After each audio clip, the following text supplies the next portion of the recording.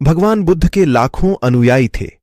इन्हीं में से एक पिछले कई सालों से रोजाना उनके आश्रम में जाया करता था, उनके प्रवचन सुना करता था, ध्यान लगाया करता और वापस चला जाता। यह सिलसिला ऐसा ही चलता रहा। मगर एक दिन यह अनुयायी आश्रम नहीं आया और उसके बाद उसने आश्रम में जाना ही छोड़ दिया। बाकी कई लोगों की तरह बुद्ध ने भी यह महसूस किया कि उसका नियमित आने वाला अनुयायी किसी वजह से अब आना बंद हो गया है। इस बात को कई दिन बीत गए। एक दिन बुद्ध अपनी भिक्षा मांगकर एक गांव के रास्ते से गुजर रहे थे। यह गांव दरअसल उसी अनुयायी का था जिसने अब आश्रम में आना छोड़ दिया था। बुद्ध उस अनुयायी के घर की तरफ चल दिए। जब उसके घर के पास पहुंचे तब वह अनुयायी अपने घर के आंगन में कुछ काम कर रहा था। बुद्ध को देखते ही वह उनके पास आया, उन्हें प्रणाम किया और उन्हें बैठने के लिए आंगन के चबूतरे पर चटाई बिछा दी। बुद्ध चटाई पर आराम से बैठ गए और अनुयायी से बात करने लगे। बुद्ध ने पहले उस अनुयायी के स्वास्थ्य के बारे में पूछा और फिर पूछा कि उसके परिवार में सब कुशल मंगल तो है ना। अनुयायी ने कहा कि सब कुछ ठीक है, कोई भी अस्वस्थ नहीं। बुद्ध ने उससे आगे पूछा, अगर सब ठीक है तो तुमने आश्रम में आना क्यों छोड़ दिया? अब अनुयायी ने थोड़ा सा शर्मिंदा होते हुए कहा, गुरुजी, मैं क्या करता? मेरे पास पहनने के लिए सिर्फ एक ही जोड़ी कपड़ा है और वह भी अब जगह जगह से फट चुका है, उसमें कई जगह छेद हो गए हैं। अब आप ही बताइए, ऐसी हालत में मैं इतने सारे लोगों के सामने कैसे आता? बुद्ध ने उसकी तरफ ध्यान से देखा और पाया कि उसकी बातों में पूरी सच्चाई थी और उसके कपड़ों की हालत खस्ता थी। बुद्ध ने मुस्कुराते हुए उस अनुयायी के कंधे पर हाथ रखा और सब ठीक हो जाएगा बोलकर उसे दिलासा दिया और वहां से चले गए। एक बार बुद्ध जब प्रवचन दे रहे थे तो प्रवचन खत्म होने के बाद बुद्ध ने अपने एक धनवान अनुयायी को रोकने के लिए कहा।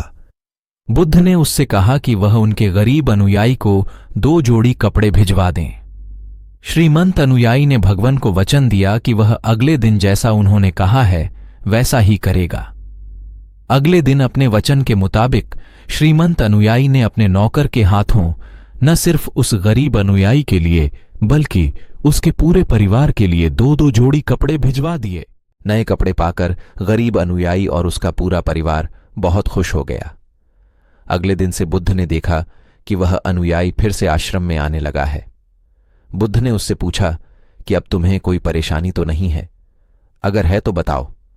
अनुयायी ने कहा, अब मुझे कोई तकलीफ नहीं है, बस कपड़ों की थी जो आपने हल कर दी। अब मैं बहुत खुश हूं। बुद्ध ने अनुयायी से पूछा, अच्छा बताओ, तुमने अपने पुराने कपड़ों का क्या किया? अनुयायी ने कहा, हमारे ओढ़ने के कपड़े ओढ़ने लायक नहीं बचे थे, इसलिए मैंने अपने पुराने कपड़ों को उनकी जगह इस्तेमाल करना शुरू कर दिया। बुद्ध ने पूछा, फिर तुमने अपने ओढ़ने वाले कपड़े का क्या किया? मैंने उन्हें पर्दों की जगह इस्तेमाल करना शुरू कर दिया। बुद्ध ने फिर से पूछा, उन पुराने पर्दों का क्या हुआ? मैं उनके 4 टुकड़े करके चूल्हे से गर्म बर्तन उतारने के लिए इस्तेमाल करता हूं। बुद्ध ने फिर से अगला सवाल पूछा, पहले गर्म बर्तन पकड़ने के लिए इस्तेमाल करते थे, उन कपड़ों का क्या किया? मैं अब उन्हें घर में पोंछा लगाने के लिए इस्तेमाल करता हूं। बुद्ध ने अगला सवाल पूछा, पुराने पोछे का क्या किया वह भी बता दो। वह कपड़ा कुछ भी करने लायक बचा नहीं, इसलिए मैंने उसके तार तार अलग कर दिए और उनसे दिया की बाती बना ली। इन्हीं बत्तियों में से एक बाती आज इस आश्रम में भी मैंने जलाई है, उसी की रोशनी में हम बैठे हैं। भगवान बुद्ध अनुयायी के जवाबों से बहुत खुश हुए। उन्हें इस बात का काफी संतोष हुआ कि उनका अनुयायी किसी भी वस्तु को अच्छी तरह से इस्तेमाल करता है और हर वस्तु की कद्र करता है। दोस्तों, इस कहानी को उन लोगों तक जरूर पहुंचाए जो उन्हें आसानी से मिलने वाली वस्तुओं की कद्र नहीं करते और जरूरत से ज्यादा लेते हैं, फिर बिना अच्छे से इस्तेमाल किए वेस्ट करते हैं या फेंक देते हैं।